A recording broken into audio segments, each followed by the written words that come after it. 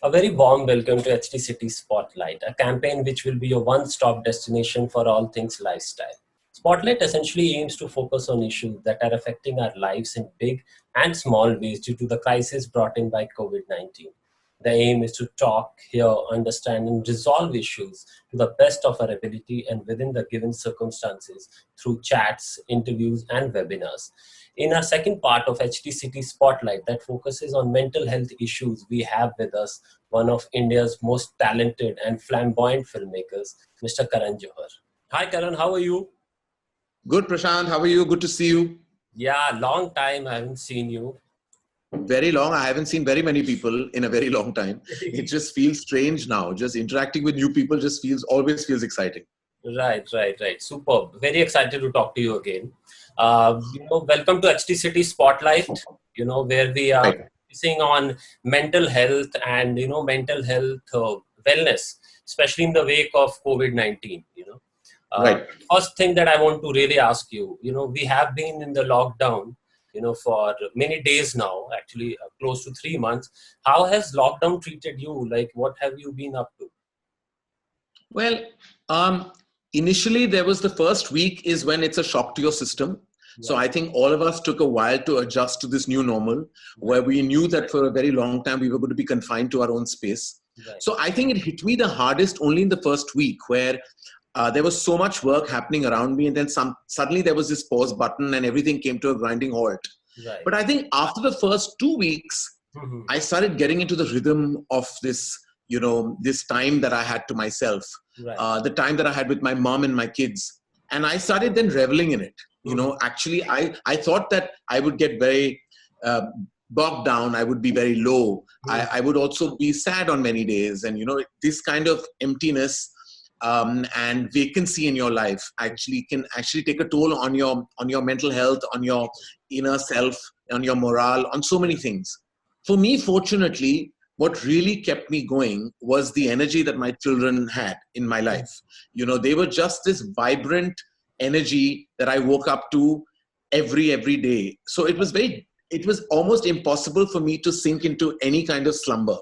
Right. I have to say that they were really the silver lining in these dreary times. And I just feel like this connection that I've built with them was possibly meant to happen. And unfortunately, it took a pandemic for it to kind of be created. But Yeah. I'm very fortunate that I could get this. I'm, of course, very, very sad for what's happening in the world. And I just hope that things can go back to normalcy and everyone's health is sound and safe very soon. But personally, I have to say that I've found a very strong connect with my own children.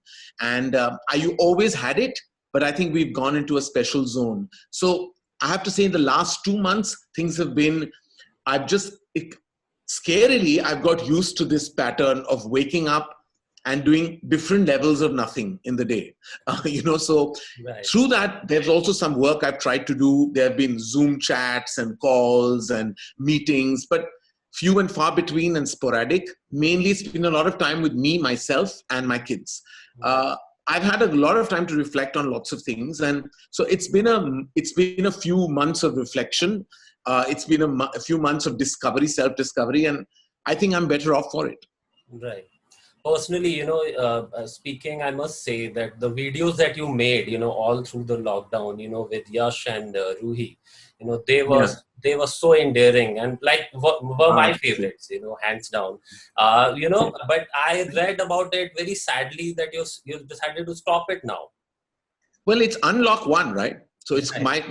my series was called Lockdown with the Johar. So technically, we are unlocked today, Right. and I feel like because it was meant for that phase of time, and now we have to all put our energies into the unlocking of the lockdown.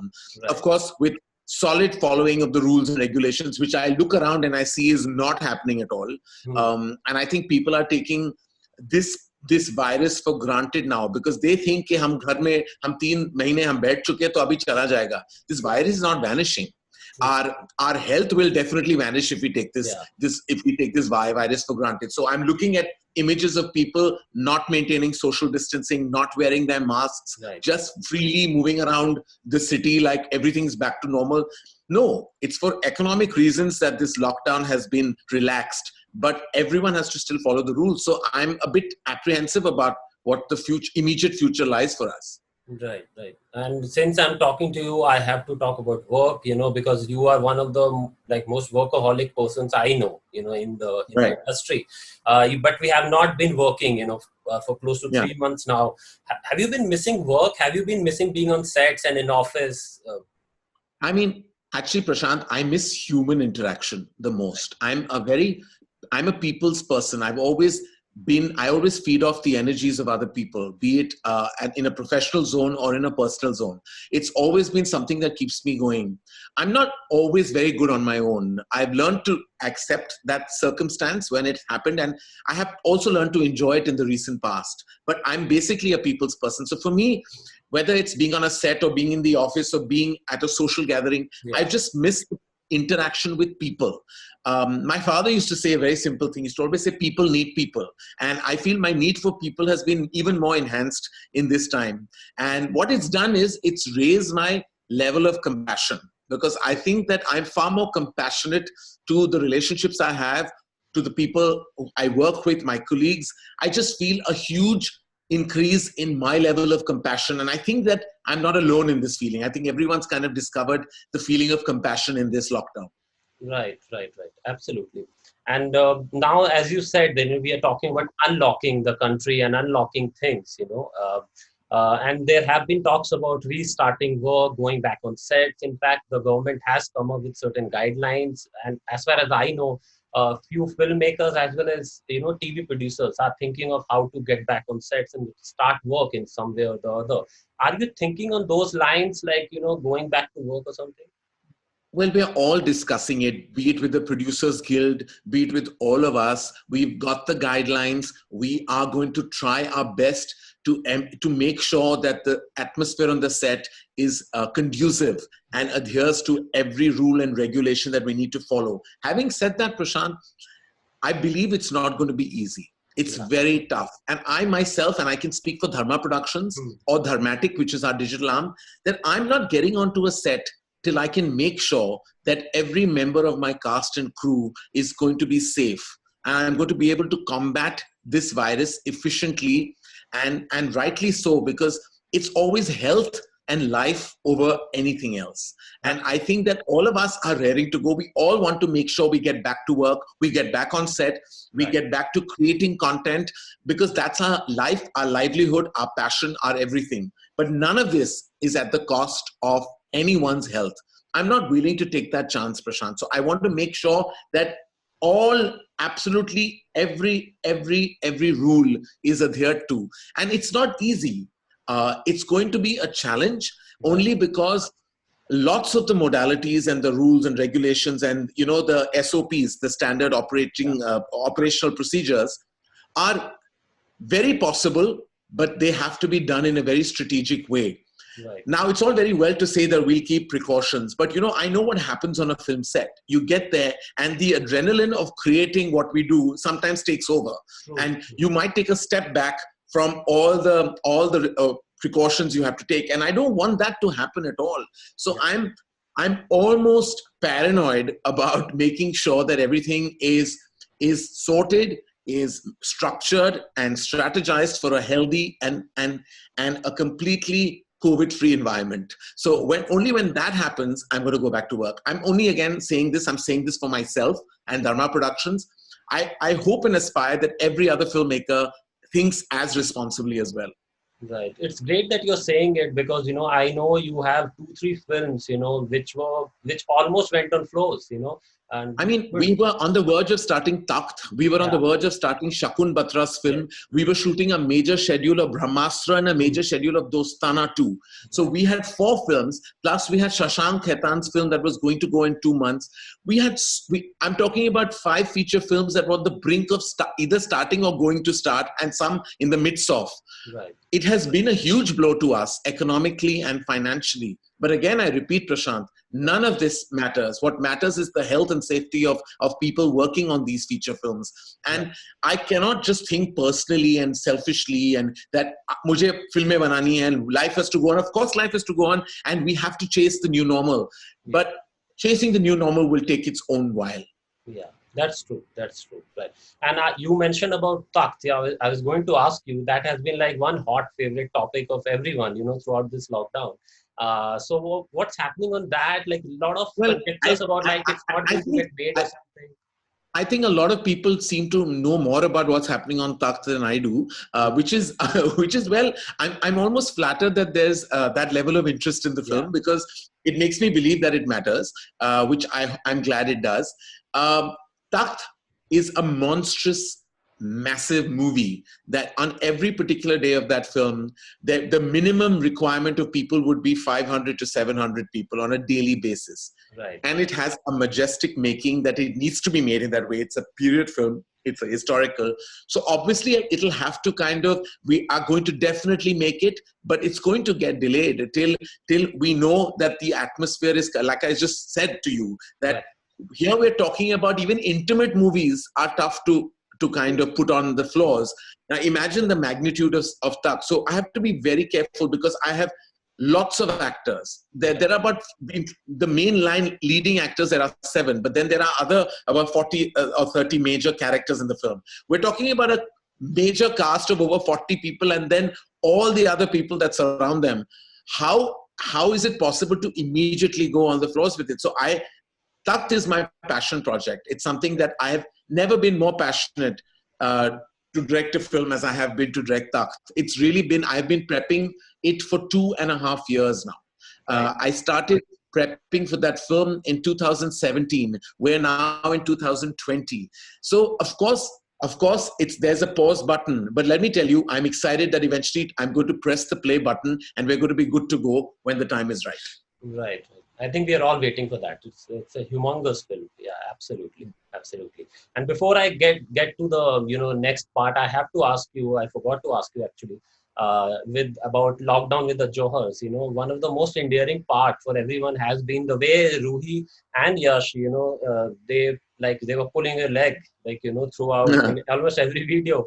What was it like, for you, to be like so close to the kids, through the lockdown, and they are, I yeah, I mean, it was amazing. I mean, I don't even think they realize they're making fun. Children are innocent. They say things without any filter. right, Sometimes I wish that we were all filterless, but I think time, maturity, experiences give us too many filters. Children have no filter; they're filter free, and so they say whatever's in their mind. And I've enjoyed every bit of it, and I put it out there. I enjoyed their innocence in their remarks. They say really cute and adorable things on a daily basis. And I just feel like I've built a repertoire of videos that they might hold against me when they grow old. They might kill me for making them do these kind of things. But I have a feeling that it's going to set a lot of memories for us. So I've really enjoyed my time. I wouldn't sacrifice that energy for anything. Like, it's been emotional for me. It's been gratifying, and it's been a lot of fun. I have to say, I've had the best time spending time with them. absolutely, right. Okay, now I'm getting to the mental health part. So in the second part of HT City Spotlight, we are focusing on mental health and mental health wellness. Especially in the wake of COVID-19, a lot of people Yeah. have been feeling the pressure. They have been anxious about what's going on and how things will be in the future. To start with, I want to ask you, like, what has been your state of mind? Have you been feeling anxious, or have you been okay? If you can tell us at the start. Well, I have in the past combated anxiety, Right. and I was even on medication a couple of years ago. Right. And for about 2 years, I was with a doctor, and then I weaned off that medication. And I remember that was a tough time, but I went past it. And I think a lot of it was like almost like when you go through a midlife moment in your life, where you kind of, and this was before the birth of my children. Right. And I remember at that point of time, you fear being alone. You fear you've reached the midpoint of your life. There are other anxieties that hit you. Sometimes it's urban angst. Right. Sometimes it's career stress. Sometimes it's personal life maladies. It's many things that sometimes result in you going through those feelings. And Right. people sometimes don't tend to understand that sadness and depression are two separate things. It's a state of being. It's a state of your mental health. So just because you're sad doesn't mean that that it's depression. And it's depression, it has to be treated differently. It's a state of your mind that you have to address medically. And people should go out there and take that help if they feel the need to. A lot of times people don't identify that this could be a situation because they feel conscious of sharing their feelings, or they feel conscious of even seeking help. And I think that now with time and lots of people who've come out and spoken about their experiences, that zone is opening up. So I feel like I went through that phase. I came out of it. I think the birth of my children really changed things for me. It kind of became like a new influx of oxygen into my life. And I really felt that that helped a lot. And this phase that I was in, I actually have been anxiety free. I have not had very many dull moments. There have been some, but few and far between. And as I said right at the beginning of our chat, that a large part of that is the energy that my children bring to my immediate environment.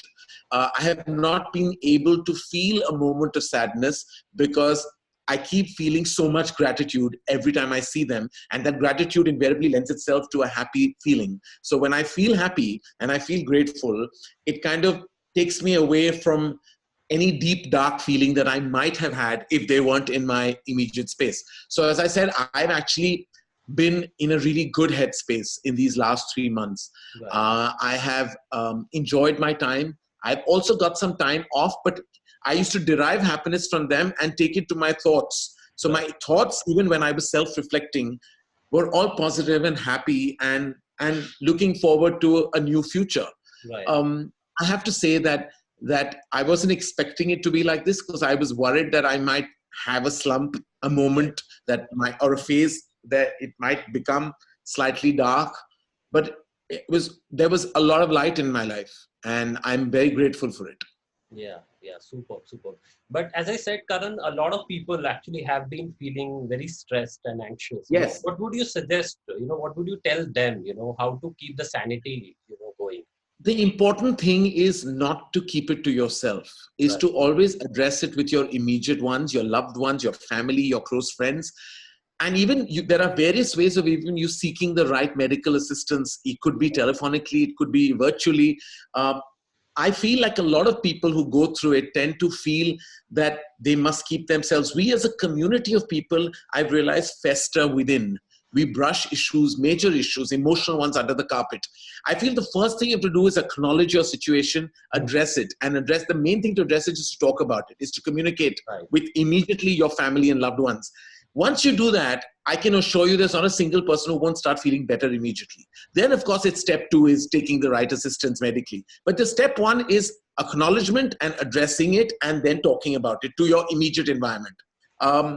I feel very strongly that there are millions of people that surround us, especially the younger generation, I think, who go through many, many bouts of anxiety and depression. And I feel that's largely because of, insecurities that can fester as a result of the environment we live in. It could be also many of them, and I call it urban angst, is because we live in a very, like I'm talking about Mumbai, we live in a very vibrant city that's full of energy, noise, and communication in your face in a momentary basis. Plus there's social media for everyone, which has a lot of noise of its own. It may be silent on your phone, but it has a lot of noise, and that noise can be in your head and can cause a lot of damage. I feel like you need to acknowledge where you are and seek that help.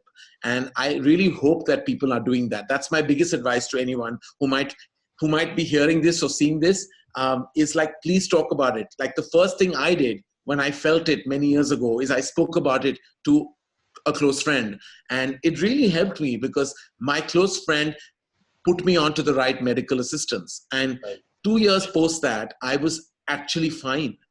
Right. It's like when we talk about mental health, it's like every other organ in your body. If you have diabetes, if you have a heart condition, if you have any kind of a muscular condition, any condition medically, we immediately seek assistance because we think it's okay, it's legit.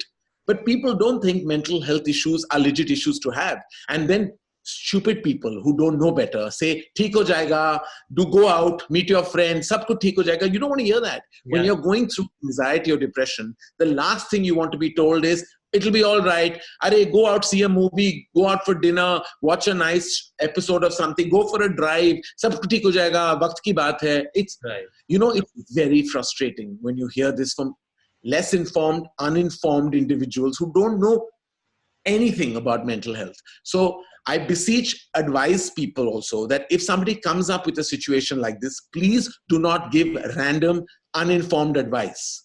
Hear them out. And then if you don't know to do better, then ask somebody else or go online. Google is there for something. Google can be your best friend, can tell you what to do. All you have to type what you need to type and you will be given options.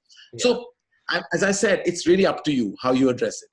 Right. But do you think everyone stops themselves from opening up because there is an acute social stigma attached to it? Like, Well, I mean, I agree with you. There is a social stigma, but it's ridiculous because with time you realize that this is as much of a medical condition as any other that you go through. And for people who think that it's a stigma, I mean, I don't know what you're doing around those people because they need to be told, whether it's mental health or it's sexuality or there's so many things that surround us, everybody needs to be informed firstly. And like information is power. You have to know that these are phenomena that surround us. They're part of our life and it's okay. It's okay to be in that condition. It's fine. It's a result of various reasons, but it's fine and you're okay. You just need to seek help and you will be okay. The most important thing is to be positive and think, I'm going to be okay, because it's a condition that needs addressing. And post that, you can totally overcome it. And I just hope everybody out there who's going through a bout of it understands it and addresses it with that level of positivity and knowledge. Right. It reminds me of one of the dialogues from your film, Two States, where Arjun Kapoor says that Punjabis go to psychiatrists only, when others think that he has gone mad, like the person has gone crazy. Something, it reminds me one dialogue. Well, it's because, we just think that, we use such wrong terminology. We use the word mad so frivolously. We drop levels like mental, mad, these words, we drop so loosely without knowing anything about it. There's such a level of insensitivity which comes from basically lack of information and knowledge. And I just wish people would just shut up. If they have nothing sensible to say, they should just shut up. Right. Also, Karan, there is a lot of anxiety because, there is fear of the future. Like, people don't know, what the future is going to be. A lot of people have lost jobs, during the lockdown period. Like a lot of people have gone back to their homes. And so the future looks very uncertain right now. I think that's why this whole anxiety and even depression, is coming in. How do you think people should really go about things? Because you are someone who has beaten it. You have come out of it, and you are obviously touched with I have to say also, Prashant, I'm in a place of privilege. I mean, it's easy for me to give a lot of gyan because I come from a place of privilege. People can throw it back at me and say, it's okay for you to say. And yes, it is okay for me to say because I can still afford to take a sabbatical, afford to take hits. Of course, we're all suffering major economic losses and major situations. But it doesn't take away from the fact that, yes, there is a privilege attached to where I come from and where we as a company come from. But for people who don't have that situation in their life and are not in those positions, yes, I do understand and I'm deeply compassionate about what they must feel and go through. What do they do where they don't know what the future holds? People who've lost jobs, opportunities, are facing large economic. I have to say that the only thing that you can really do, and that's the advice I would give to anyone near and dear to me, is to just not crumble and become so negative that it eventually all erupts around you. Like, I think you have to keep your hope up. You have to keep that hope that I will combat it. Whether you do it in a creative way, whether you start thinking, okay, if I haven't got this job, let me start looking for other opportunities. Don't lose that, I would say, the adrenaline of life. Don't lose it. If there is one opportunity and one door that is shut, there could be another door that will open to you. But you have to keep going. Every day you have to wake up with a new sense of hope, a new sense of achievement. And also you have to unlearn some of your own philosophies. A lot of people think, main sirf ye kar sakta hu. I can only do this. Maybe you are actually, this is also a golden chance for you to realize that maybe you can tap into another interest of yours, another field of yours, another field of occupationally. There are many things that you can do. And yes, despite all these positive thoughts of hope, there might still be deeper, darker days ahead of you. But the worst thing you can do is to completely succumb to these dark days and completely fall off the grid, because then you're going to hit rock bottom, and there'll be no coming back from there. The only way to avoid hitting rock bottom is if you keep going on a daily basis. Again, I say this with a huge amount of apology to people who think that I can afford to say these things. But you're asking me this question, and I have to answer you with whatever earnest thought I have about the situation. Yeah, absolutely.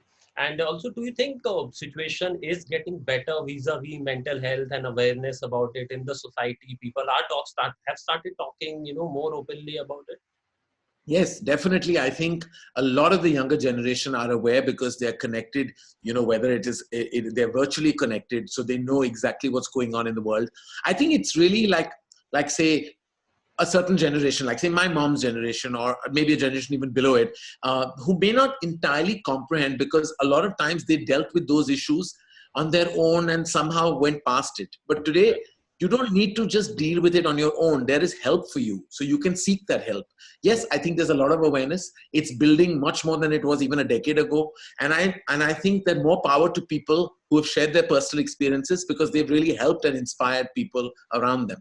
Right. And it's great that, I feel that, people like you and Deepika, who have come out and spoken about it, it gives a sense of like normalcy. I won't say normalcy, but it's sense of like, it's okay to talk about it and not like brush it under the carpet, these kind of things. Yeah. It's absolutely great, that you and Deepika and others, who have come out Yes. and spoken about Several others. Yeah. Yeah, right. And also, I want to ask, do you think after this lockdown gets over and things go back to normal, as quote unquote normal, do you think things will be the same, or do you think life in general, will change, the people's outlook towards life will change? How do you think it's going to change things around us? Well, I think there's going to be a massive shift in many ways. I think in terms of attitude, in terms of work atmosphere, in terms of even people's level of morale, it's going to have massive changes. We're heading in towards a new normal, but it's also, new normal also has normal in it. It's not that it's new abnormal, it's new normal. There is a normal, there will be new things, and it's going to eventually become what the normal is. That's why we call it the new normal. And I think it'll be a lot of difference, a lot of change. And let me tell you, some of the changes might even be for the better. I think we'll realize the power of minimalism in this zone. We'll also understand the disadvantage that excesses sometimes bring to the table. So I think there is of course a lot of bad in what's happening, and there's going to be some massive detrimental changes, but there are also going to be a lot of positive changes, and that's the way I look at it. Right. Before I wrap up the conversation, I have to ask you one thing, which has been going around for the past few days or weeks. This whole films going directly to OTT platforms. People have been talking a lot about it. Now, Gulabo Sitabo is going to premiere on 12th. How do you see? What's your take? Because producers are saying that their money is stuck and everything, so they should be allowed. I mean, as I said, every film has a different kind of situation and circumstance, and every individual producer understands those circumstances, and they have to do what they have to do, what's best for them. Eventually, we do know that cinemas will open only after a while, and then we don't know what the circumstance then will be, what the flow of audiences will be. We're all hoping that eventually things are back, because we're all big cinema people. We've been raised in the environment. Cinemas are homes for us, and we have to kind of make sure that those homes are full of the love that they've always had before we send our products and labors of love into them. And before that, this is, well, I would say a temporary zone, because I also believe in the power of the OTT platforms. They're very strong platforms. And if they can house our films in this temporary phase, then why not? We'll have to do what is best for our film, because people don't understand there are films that are ready. There's cost of capital, there's cost of holding those films, and many a time that you're just adding and accruing a certain number onto a film which the film may not be able to afford, especially the smaller and the mid-level film. Those cannot afford to keep waiting. The larger major motion pictures can afford the wait, and they should afford the wait, because they should release and have cinematic experiences for their films. So as I said, it's a very individual decision. It is not a carte blanche thing that people are doing. It's as per everyone's individual need and requirement. And I do believe that this phase will pass, and then there will be separate content that will be designed for OTTs and films that will be designed for theatrical, and that's the way it will stick. This is just, as I said, it's a little bit of a hurdle, so to say, that we all have to overcome. Right. At the end, people are like a lot of people are watching you. What would you tell them? Who are feeling a little low. At this point, due to lockdown, due to being sitting at home, or maybe any other reason. What would you tell them quickly at the end? Just talk it out. If you're low, just make sure you talk it out to people, and also make sure you hold on to a sense of positivity, because I just think positive thoughts lead to positive things. Thoughts become things, like we've read in The Secret, and I believe very strongly, what you think is what you manifest. And if you have deep, dark thoughts, then that could happen to you. So if you can erase darkness and kind of just think of a white light that hits your thought space, that light will result and manifest into something brighter ahead. So I believe that that's what you should do. Right. Okay. Thanks a lot, Karan. With such great thoughts, we'll wrap up the conversation. Thanks for taking out time, and thanks, Prashant. It's Take always care of great yourself. talking to you. Thank you. Thank you. Stay safe.